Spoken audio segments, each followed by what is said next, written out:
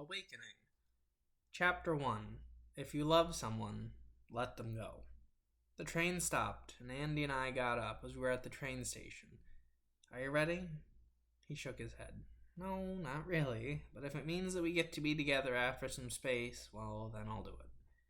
I hugged him from the side, and he kissed the top of my head. We walked hands locked towards the front of the train, where there was a woman standing on the platform. She had straight, shoulder-length black hair and wore gold horn-rimmed glasses. She was wearing beige pants and a nice blue silk shirt and had wooden clogs on. She immediately looked at us and smiled sweetly. Which one of you is Andy?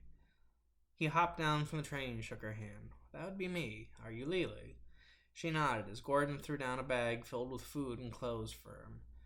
I was helped down by Gordon and Han and walked towards Andy to say goodbye. Give us a minute, Doc? She nodded and gave us some distance. I'm so scared, Seb. What if I don't like what I find? I smiled and lightly slapped his chest. You'll be fine. Also, psych wards can be fun. Believe me, I know. You'll make some friends, and most importantly, you'll be safe. Remember, medication isn't necessary, but it might help. Also, love you. I kissed him on the cheek and pushed him towards her. He walked with her, and Gordon and Han waved him off. Han stepped down from the train as Gordon hopped down with Sparky. The towering skyline for once wasn't on fire, and the birds chirped away. The Pacific was shining, dark and blue. The trees were silent witnesses to their departure. They continued to walk down a steep hill towards a hospital in the distance, and when their heads disappeared, I turned around and saw Han and Gordon picking up the bags. Gordon, would it be okay if I had my technicians repair and upgrade the train? Just want to make sure it's okay with you. He nodded, and we continued to follow Han. There was a trolley that dinged as we walked on a sidewalk. A mother and her son were walking in the streets and waved at us. I was stunned that kids still existed in this world. Han hit her vape as we walked the streets. Oh, it's not perfect, but it's something, ain't it?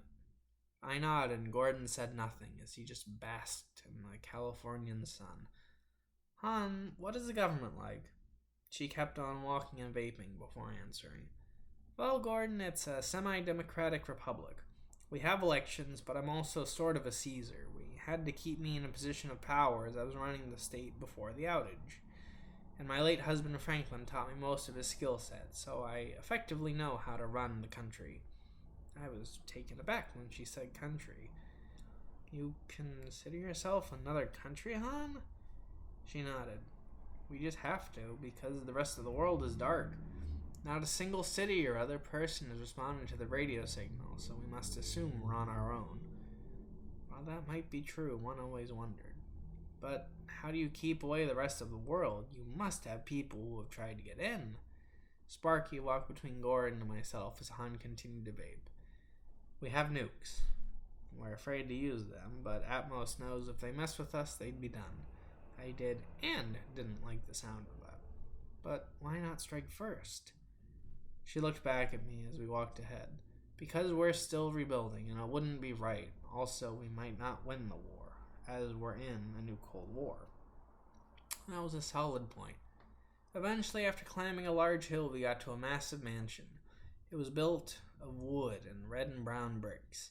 It had a garage and a large garden growing lots of veggies and fresh fruits. There was even a gazebo overlooking the Pacific and a few cars in the driveway.